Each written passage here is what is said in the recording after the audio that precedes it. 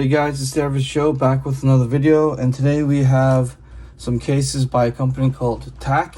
I did review their thin cases for the iPhone 13 Pro in the past, and they reached out and they provided these two with me because I got the iPhone 14 Pro Max.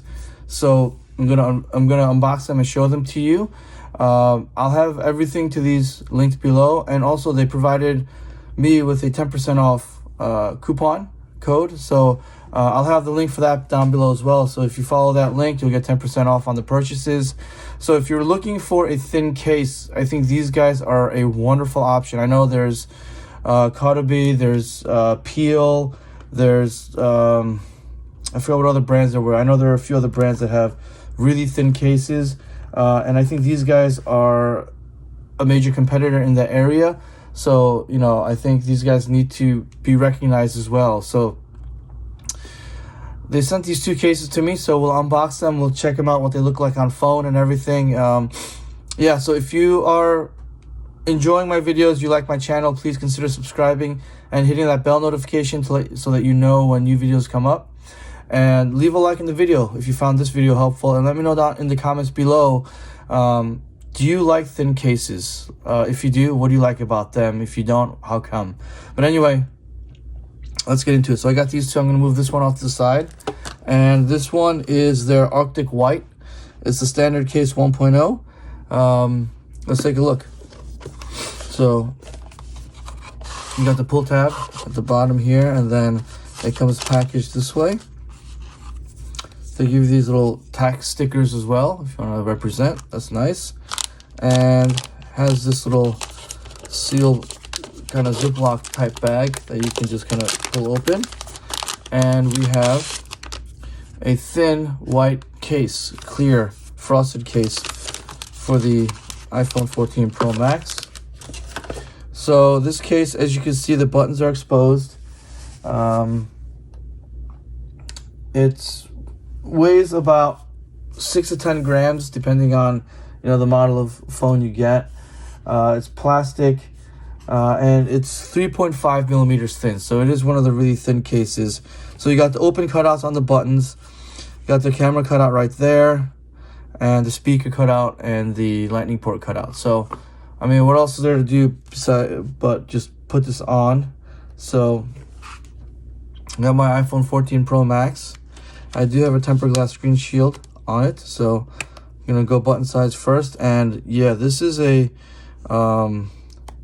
really thin case. It's been a while since I used one, but that's what it looks like. You can kind of see through it, and you can kind of see the Apple logo, but you know, it's a frosted look, so it's not meant to be completely transparent. So the thing with these kind of cases with the cutouts is sometimes it's hard to make out the button. You got to kind of feel and see where you feel the metal, the stainless steel or the aluminum, depending on the model that you have. And once you find it, you know, you'll have the regular tactility of the button, so that shouldn't be a problem. The cutouts for the camera is really, it does provide some protection, but it's very thin. I don't know if you can make it out. It's very thin, but you know, you shouldn't have a problem laying it down like this, and I doubt you'll scuff up your phone. But again, because it is a thin case, you won't have any lay on the table protection. So with these kind of cases, you're going to want to put it down like that, and you should be okay. But if you are someone who likes to kind of put it down like this, then you better have a tempered glass screen protector, because that's gonna, you know, you're gonna do this and it's gonna scratch up your screen. So that's that. Taking it off isn't that hard. You just pick a corner and you just kind of pull and peel it off. And let's get to the next case, which is this one. Look at the back. They provided with the Onyx case, the Onyx Black, the standard case 2.0. And the difference between this one, the weight is the same. They're all about the same. It's just that the camera cutout is the main difference. So let's take a look at this. Actually, before we move on, I apologize. I do want to get a Magsafe test going on the standard case 1.0. So they do have these in a different variety of colors. So again, I'll have it linked below, and you can check out the colors that they have. So if you do find the one that you like, you know, you can use my code, get 10% off. And here we go. So the site says these are Magsafe compatible. But oh, also the rigidity, these are pretty rigid for thin cases. They don't flex that easily, which is good. So you know it's not going to come off that easily. And the mute rocker is good, easy access. But yeah, let's see how it goes. Okay, so it picked it up. Let's see if it's thin enough for this to go through and pick up the phone. Yeah, so it's not the strongest. Obviously you can't fault the case for not having strong magnets because it doesn't have it, but because it is 0.35 millimeters thin, I mean, you're not going to be able to really put this on a mount. It'll fall off. But if you do have a desktop charger like this and you want to just kind of slap it on, it will find the magnets and it will charge. So you don't need to worry about that. So that's the 1.0 case. Sorry, I jumped a little bit ahead of myself and going to the 2.0.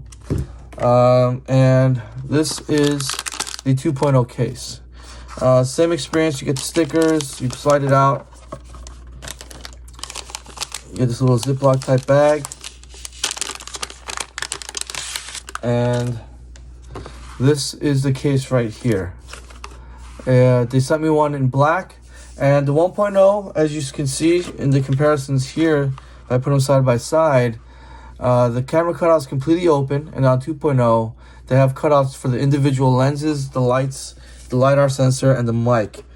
So this one will have offer some more camera protection for you.